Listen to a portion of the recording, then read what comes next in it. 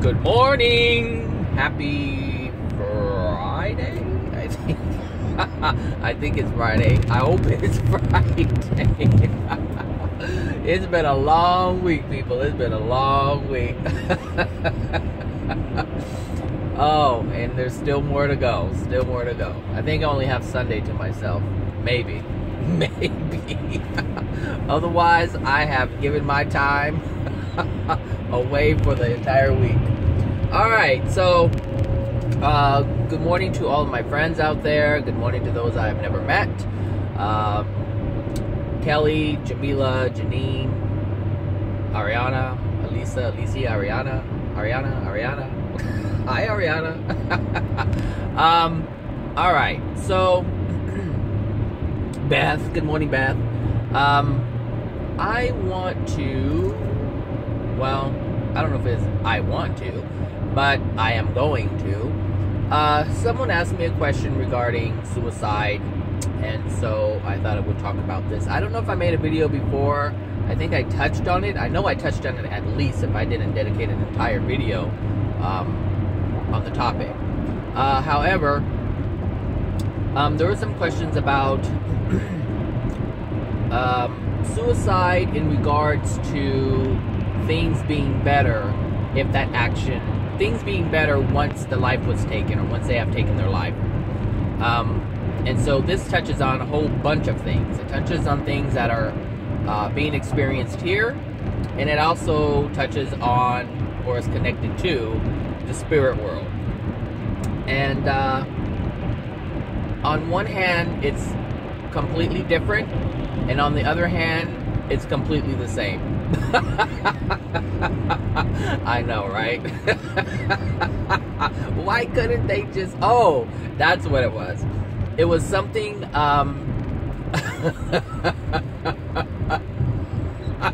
when I read it, I was... Because this was through texting or whatever. It was on the phone.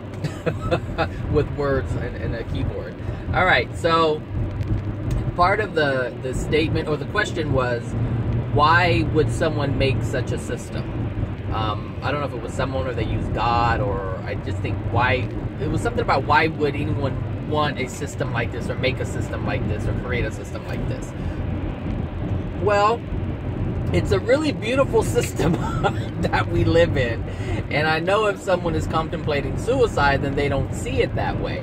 So I'm going to attempt to explain why it's not seen as a positive thing. So I believe the conversation, I'm trying to remember because I was busy and I was tired when I was reading this stuff. So I was slightly distracted, so I'm trying to remember exactly what was said. I know it was referring to... Okay, so I know that the person had thoughts of suicide many times. So let me touch on that first. The reason why anyone would have thoughts of suicide is because whatever they are experiencing, the pain is too great. It's just too great. But the reason why the pain is too great is because they have lived their life under a certain belief, and that belief is not being met. So they have an idea of how they want life, or how they believe life should be for themselves. And when that idea is not met, then a whole bunch of stuff starts happening within themselves. So what they have done is they have created a condition, meaning I have created this vision in my mind as to how I believe life should be for myself. And if this vision is met, then I will be happy and everything will be great. But what happens is those conditions aren't met, and they're not happy, and they're not great, and things are not great. Well, to have an idea of how things should be means that there are also other people who are involved who need to be a certain way, and that can't happen all the time. So if you have resistance, and Resistance is basically, I'm not feeling at ease, I'm not feeling joyful, I'm not feeling happy because things are not the way that I would like them to be. Well, everyone has free will. So everyone has a right to do what they want to do. And everyone is doing what they want to do. Even if they're living out their passions or they're allowing someone else to dictate how their life should be. That is also free will. That doesn't mean that someone is taking your will away. That means that you have bought into the idea of someone else's vision and you're living out that vision. And that vision is not really your vision. It's not really your desire. This is where the frustration comes from. So if you're living out someone else's life, or let's just say that you're doing something and it's really not your desire, but you're doing it.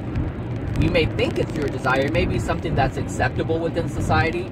It may be something that your parents or family members or friends believe that is acceptable or views as acceptable. So therefore you, with your free will, for acceptance reasons, you'll say, okay, I'll go along with this so that I will continue to have friends. So this happens a lot. Like, people don't live their desires and their passions. They live a life that has literally been conjured up by someone else. And so this is part of the issue with suicide too, is that there's so much frustration from trying to live a life that is not your own. It's your life. I mean, it is your life. You are using your free will to carry out whatever you're carrying out, but the desires of those actions are not your own. The reasons that you're doing it is due to fear.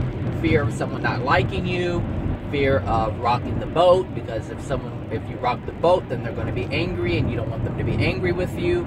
You don't want them to dislike you. You don't want them to not love you. It's all surrounded by fear. And so when this happens for a long period of time, there's a frustration and resentment that builds up. And it's like, this life is messed up and nothing is going my way. But what's happening is, before you created the resistance within yourself, as we are growing up, and this is why I will always go back to the childhood, because this is when all of this stuff started. So as we are growing as a child and we're getting acclimated to how society operates, and we start moving or dancing to the beat of society, dancing to the beat of our friends, dancing to the beat of our family members, like our siblings if we have them, dancing to the beat of our cousins and everyone else that surrounds us. Once you start getting into the groove of how things work, what happens is you start abandoning yourself. But it doesn't feel like abandonment at first. It feels great at first because you're interacting with people, people are approving of you, therefore they are praising you, they are giving you what you would consider affection and love. All these things are not actually what it is. They seem that way, but how would you know that if you're so focused on being a part of someone else's life instead of creating your own? So a lot of this happens when we're a child. And then as we get older, and we, on a soul level, on an energetic level, what happens is you do have your desires. You do have your passions. But what happens is you've been so entrenched in this way of living, which is not your way, it's the way of society or those who are around you, your environment. You get so entrenched in that way of living that you don't even realize that you've been suppressing your own desires. But what you do is you monitor everything, because we're always figuring stuff out. We're always analyzing and realizing certain patterns that are taking place. And we learn how to navigate these patterns. But generally what happens is, in this navigation, we start dancing to the beat that's going to create the least amount of pain.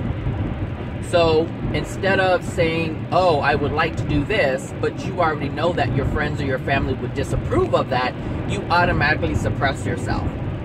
You automatically just push it aside and you don't even give it a second thought, because you've already been accustomed, and there is an addiction. This is an addiction that you have created for yourself, that you cannot carry out a desire or a passion on your own as an individual because you're too concerned with losing what you have created through following other people. This is what's happening. So as you get older, even as a teenager, I had a cousin of mine. I committed suicide some years ago, and I really didn't know him. I mean, I knew of him, but I didn't know him. And because if you listen to my videos, and you know that we are not a close-knit family, so I just didn't know him. And so he committed suicide, and no one can, at the time, no one could really understand what happened. But everyone was so disengaged. Everyone was so disengaged. I mean, our family is really disengaged. And they live a life, and I was part of it because I wasn't part, I mean, because I'm part of the family, and I'm also disengaged, but I don't know what the reasons for being disengaged is. I know what my reasons are.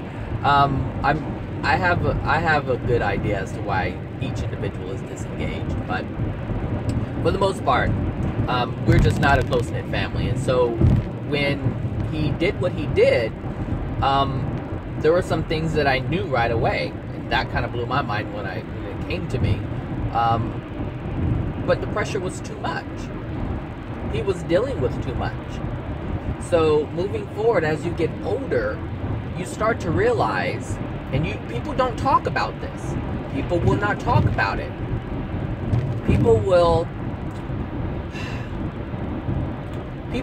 Remember, just a moment ago I said we start figuring things out. We start analyzing things. We start looking at patterns and things like that. And eventually what happens is we start to realize at a soul level that there really isn't any love there. There really isn't any support there. Even coming from the parents. Some parents will buy them things, and they will, because they didn't have affection growing up, they will not know. Because they didn't have affection and they didn't have love in its truest sense, they will not know how to express that to their children. So you can buy them things, you can do all sorts of things, you can give them freedom, you can do all these different things. But if love isn't present, they will know it. And after a while, they'll start to feel the emptiness. They will start to feel, hey, something's not right here. Even though all these things are happening around me and I'm involved in all of these things, I don't feel loved. I just feel alone. And this is what's happening as you get older. So early on in childhood, you're creating a life that is not your own, and you're suppressing your true desires and true passions, opinions, everything that is within you that you feel you should express, but you also know that you'll be ridiculed for it. You won't acknowledge that, and you'll push it aside. One, because you won't say, hey, this is something you will not say to yourself, is, hey, what I want to express is important too, and I'm going to say it no matter what anybody says. That's not something that people say. They'll say, they'll think about it in their mind, they'll go over it many times, of how it would be, like what the repercussions will be if it is spoken about or verbalized in terms of what their opinion is, or what their desire is, or what their passion is, or whatever it is. And so in their mind, because they know the people that they are with, they know they won't be supporting of that. Oh, I gotta mess around with that truck. I tried to get over, and there was a big rig moving into the lane too. I don't play chicken like that. I'm bold, but I'm not that bold. So yeah, as we get older, we start, oh, there's a lot going on today. Am I gonna have to like not get on the freeway that I want to get on? Let's make this work. Let's work this out right here, baby, right here. All right, so as we get older, we start to feel the suppression. We start to feel the pain. We start to feel the lack of love. And then that's when the anger starts. Angry that you have surrounded yourself. Angry at acknowledging that the people who you believed, remember I said there was this idea of how you think life should be, and that includes all the people in your life. So if you believed, you had this idea that your friends did love and care for you, you had this idea that your parents did love and care for you and have your best interests at heart. If you believe this of your family members and your co-workers or anybody who you've had in your life, if that was your belief, and then you've come to the realization that that is not true, because if anybody truly loves you and cares for you and has your best interests at heart, then they would never ridicule you. They will never say anything that would put you down. And this is what I'm talking about. You have created a condition, and this condition is not being met. And once this is realized, now you get depressed. After the anger, you're going to get depressed, because now you're going to get angry at yourself. You may get angry at other people. You'll just be angry, period. Especially if you're holding everything in, people will just think you have a bad attitude. You're negative. You have a bad attitude. But the people who are saying this are not even connected themselves. They can't even see that the person who has negativity is the person that's hurting. You see? Do you see? No one can love you, truly love you, and care for you if they are not connected to themselves. And if they're not connected to themselves, then they won't be able to see anything in anyone else on a true level. Let that sink in. Let it sink in. So, the system. Why would God make a system like this?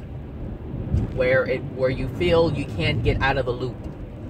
Where these thoughts keep coming and you can't get rid of them. Why the thoughts of worthlessness? Why the thoughts of, yeah, I guess it's worthlessness and not being good enough. Not being perfect. Well, what is perfect? Well, perfect is something that you conjure up. Perfect to you is not going to be perfect, or what the definition of perfect is to someone else. It's going to be completely different. There was someone at work yesterday who was complaining about doing something. I was like, hey, you get paid to do it, whether you do it or not. But a lot of people get frustrated doing things that they believe or feel is not their responsibility. Or they get angry because if they're asked to do a task or expected to do a task, and they know that they're going to be doing it for no reason, they'll also get angry, because then they'll say, well, it's just a waste of my time. And so my perspective on it is, you're getting paid for your time. So it doesn't matter what you're doing during that time. You're getting paid to be there to do a task for 8 hours a day. Or tasks 8 hours a day. You're not getting paid per document you type up or per application you help fill out or anything like that. That's not what you're getting paid for. You're getting paid for your time. And so if something is expected of you during that time, then you're expected to do it, no matter what. But people have this idea that, what they do is they apply outside life to business life, personal life to business life. This is the waste of my time. Well, you're not on your time. You're on company's time. So when you look at it this way, then you have a better understanding. Sorry about that. So, what was I oh my gosh. What do I need? What is that? What is that supplement called? Ginkgo something. I remember Wendy Williams said, I take my Ginkgo something. Mighty sharp as a tack. I need to call her up and be like, what are you taking again? Anyway. So, let me see. What was I really can't remember what I was talking about. I remember the topic. I just don't remember where I left off. Oh, the system. So why would anyone want to make a system like this? Well, the system is designed...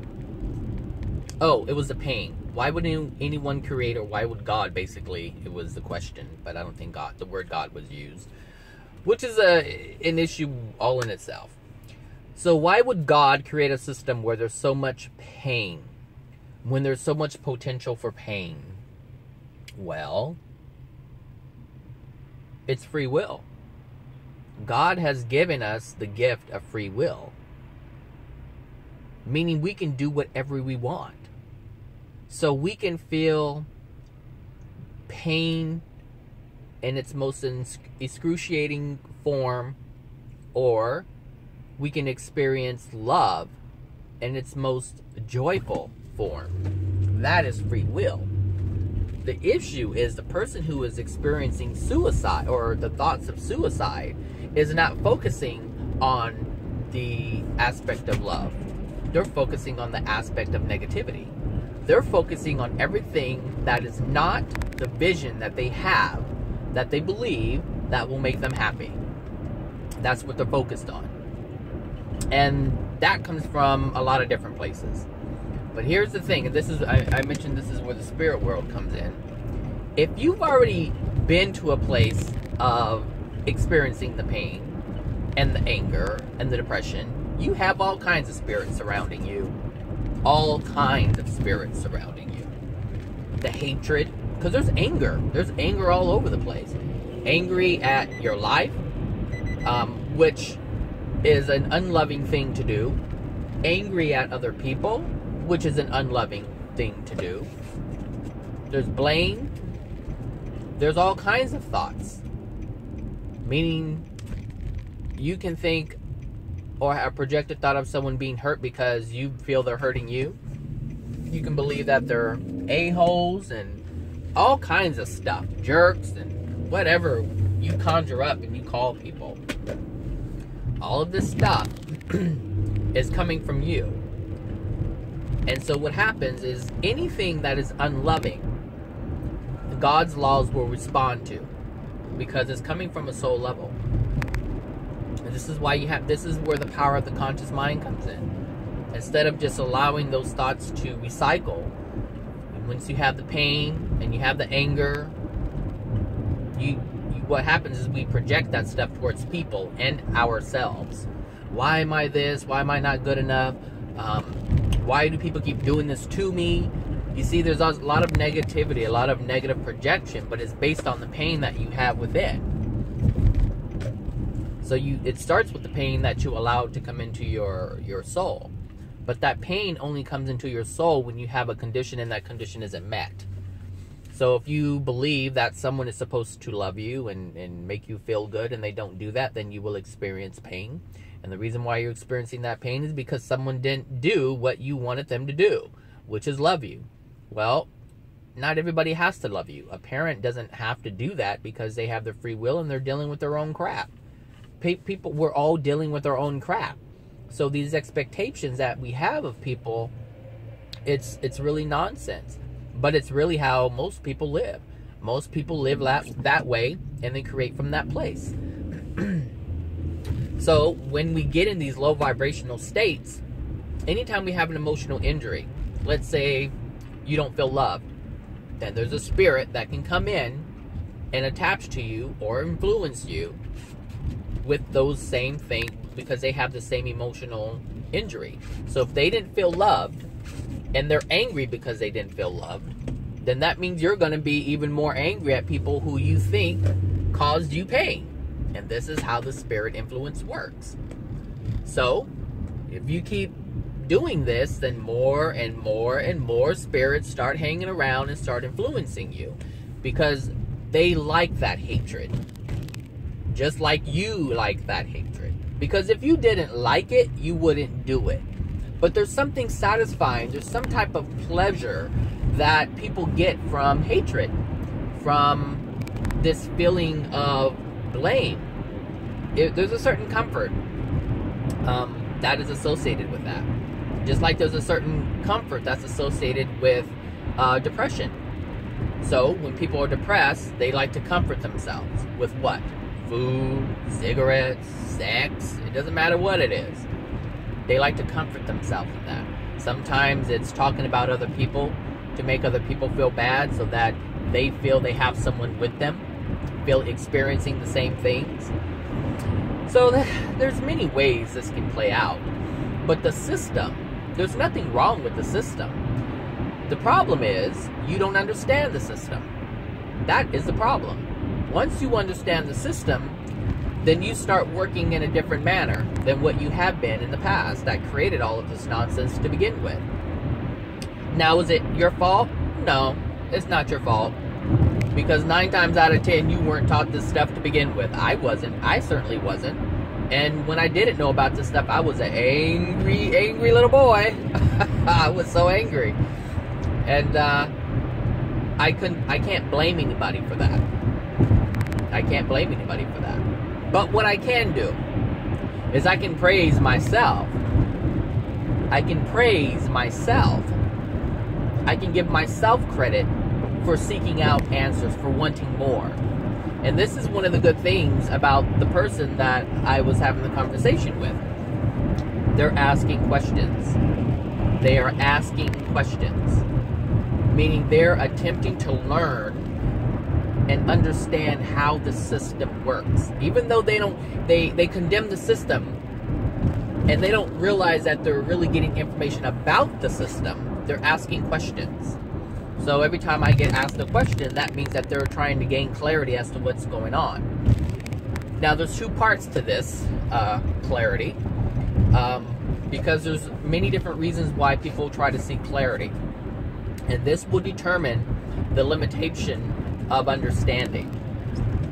Or I should say the limitation of getting out of the cycle that they're in for the thoughts of suicide and other negative thoughts. And that is, if you're trying to understand to make the pain go away because you're tired of feeling the hurt, then it's limiting. It's really limiting because you're not trying to understand to better yourself. You're trying to understand to get rid of the pain. But the pain is the effect. The pain is the effect. The interaction is the effect. The thoughts are the effect. Everything is the effect. Everything you experience is the effect.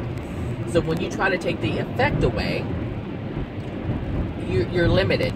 It'll go away for a little bit. And I kind of use this analogy, I think, a couple of videos ago, where you have the spirit body and you have the physical body.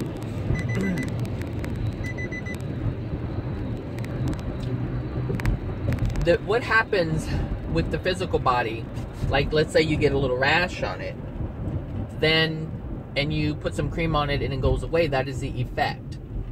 That is the effect. But then the rash comes back. And then you put more cream on it and you're erasing the effect. But you have not accessed the cause. And there's nothing within you that even asks what the cause is. Maybe you did, and maybe the doctor said, well, I don't know, it just kind of happens. And that's basically, you know, doctors really aren't that smart. I'm sorry to say. They're smart for, doctors are smart for the, how would I say, for the model that they have created. So they create a model, and because they created the model, then they're smart because they're working within the model. You try to ask them to go outside the model that they're working within, and they're lost. Doctors are not smart. Like they're okay in terms of finding dealing with the effect, but in terms of finding the cause, no, Nope, they don't know how to do that. So you have to be smart. And you are much smarter than the doctors are. If you're listening to this and you're learning about metaphysics and you're learning about your soul and you're learning about spirit, your spirit, and because you are spirit, so why not learn about yourself? Anytime you learn anything about a spirit, anything about a demon, anything about an entity, you are learning about yourself. You're learning about how you operate. This is important. People dismiss the spirit aspect of life, but it is the source of life. And so this is why it's so important to know about the spirit world.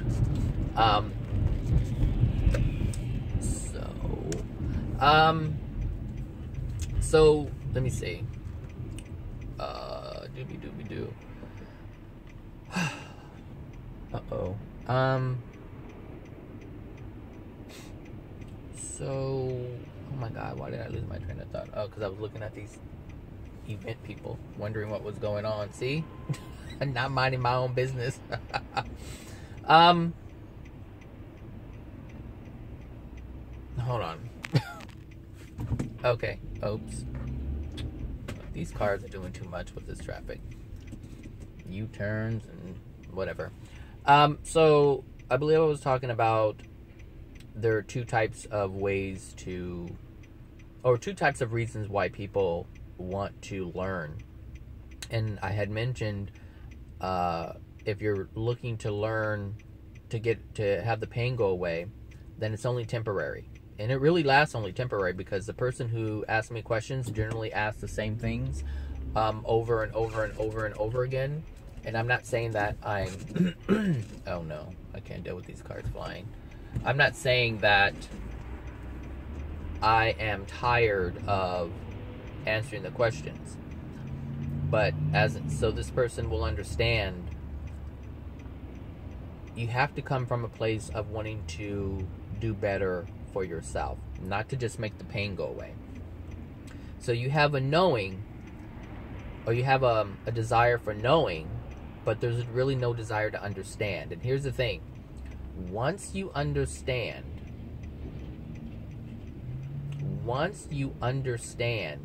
there's nothing else you have to do, because automatically you change. When you understand, when you truly understand, you start operating from a different place without effort. Without effort. Without effort. There's nothing you have to do.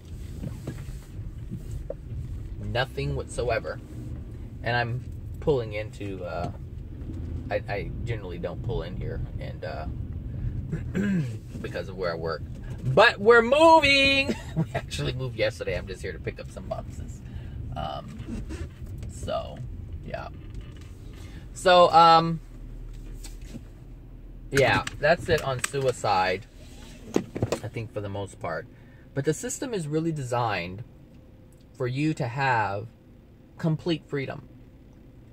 Just like you have the freedom to think negative thoughts, you have the freedom to change that, change your thoughts, to not hate people, to not contain unloving things within yourself. It's all free will. So the system is designed to give you complete autonomy over your life. But you have to know how it works. You have to know how the system works in order for that to happen. So,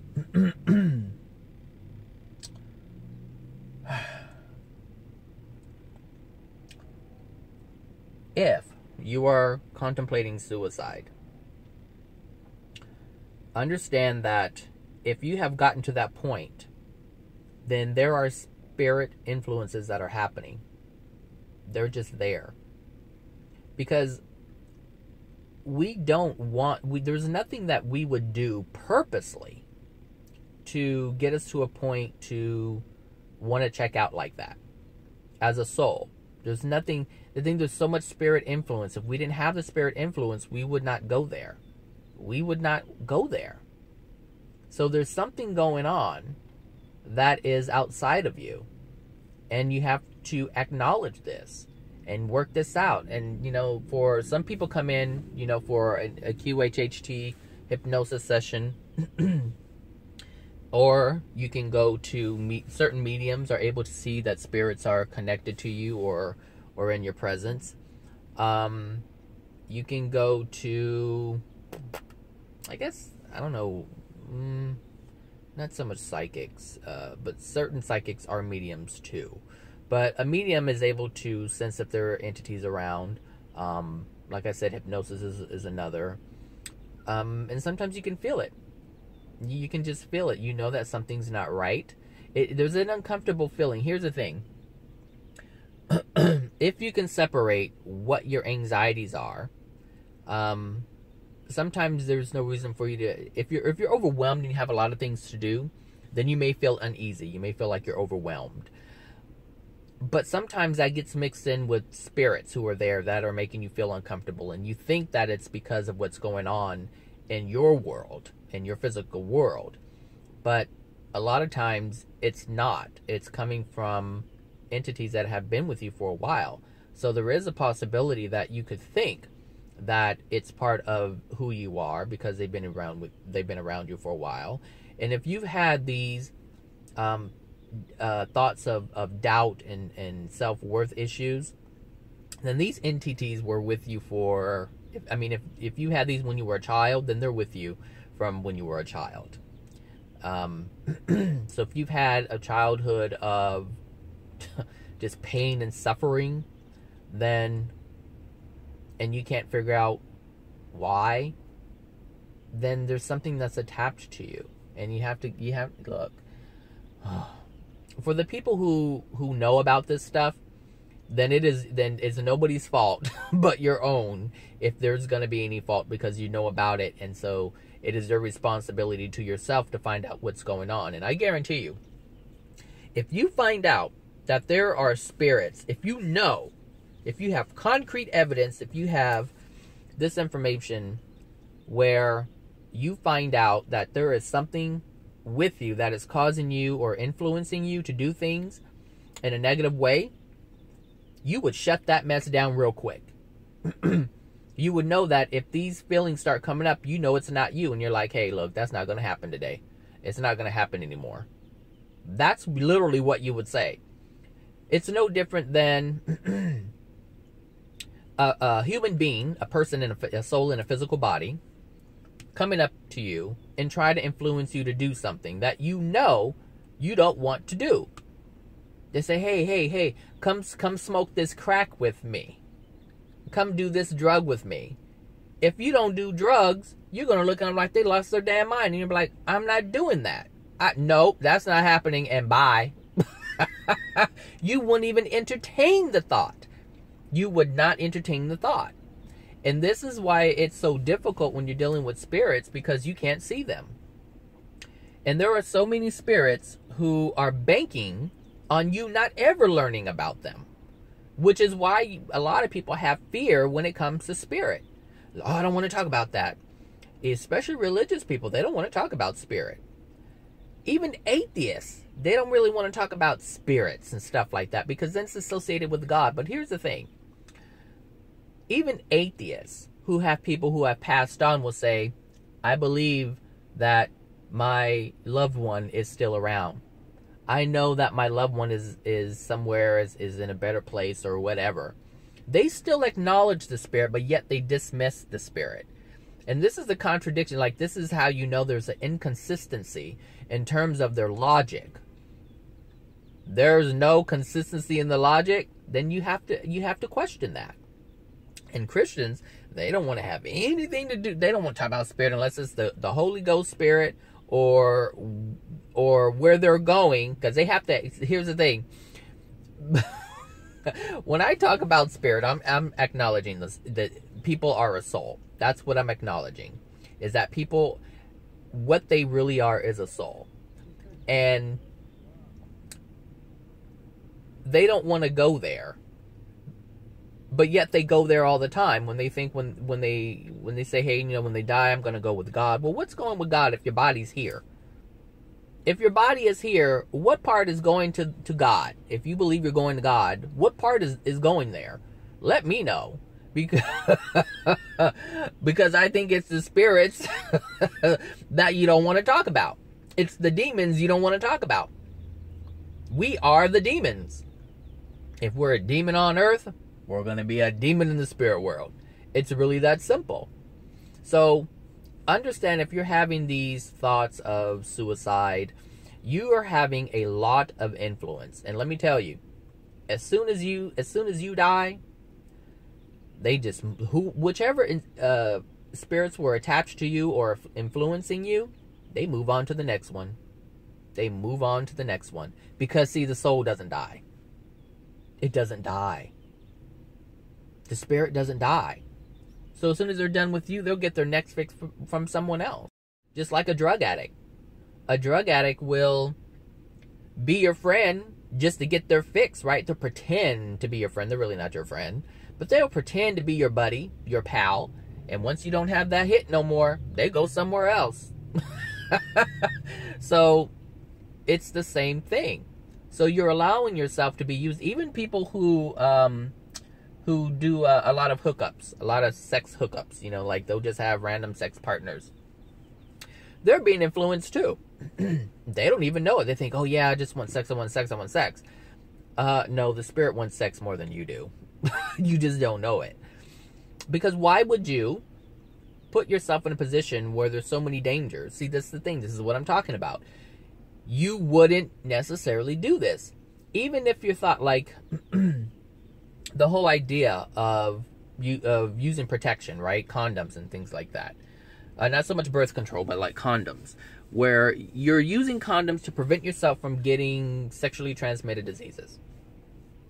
Well, if you're using condoms, then that means that you're acknowledging that the danger is there, but yet you still engage in the activity. Rather than having sexual encounter, or asexual encounter with someone on a regular basis, or being in a relationship. See, there's a difference here. And one of them is you are taking more of a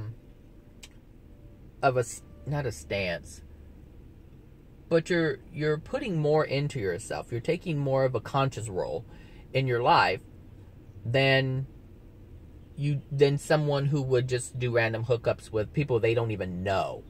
That's the difference. Like, you can have sex with someone and you've known them for a while and that's just your thing, and maybe you're not in a relationship, but you have an understanding. That's different than knocking on someone's door and never meeting them and then going in and bing, bang, boom, and it's done, and then you leave. And you don't even know their name. Maybe. I don't know. So, when you're doing things like this, you have to understand that there's spirit influence.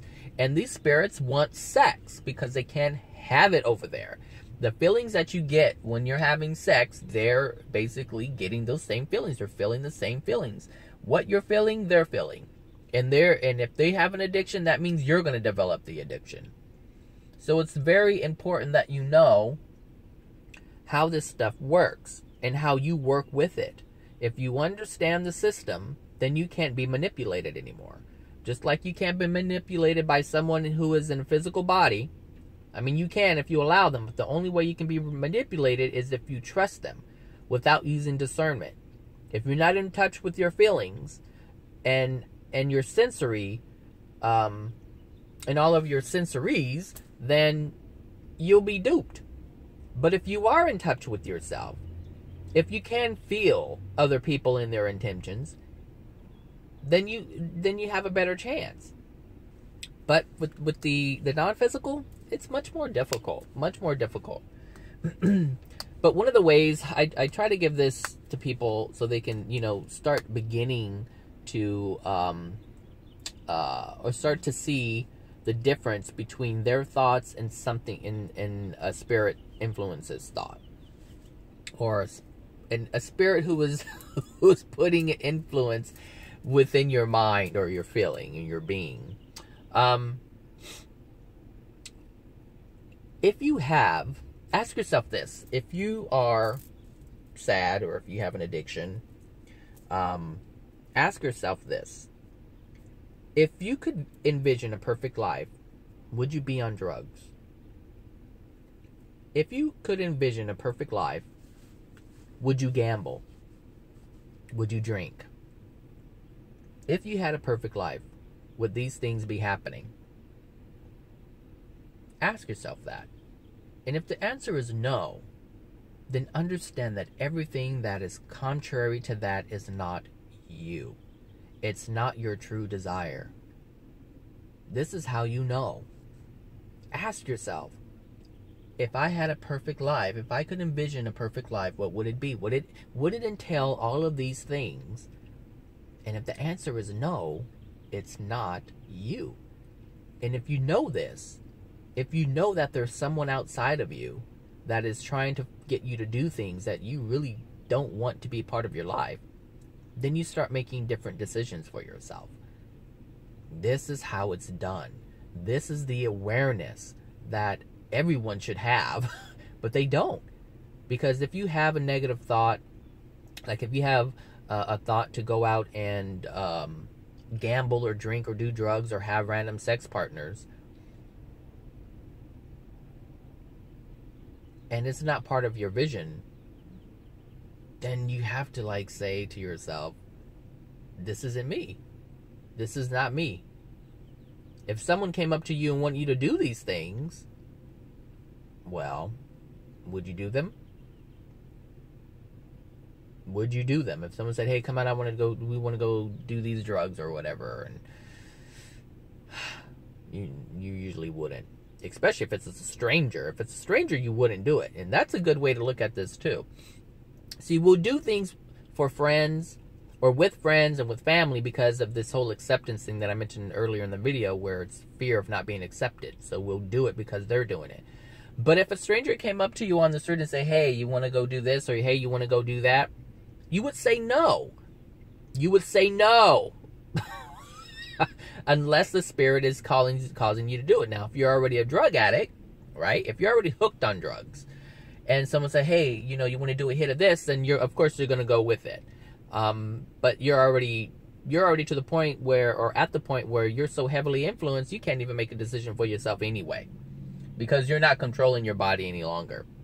All right. Well, hope all is well. You are loved. I'll talk to you later. Bye now.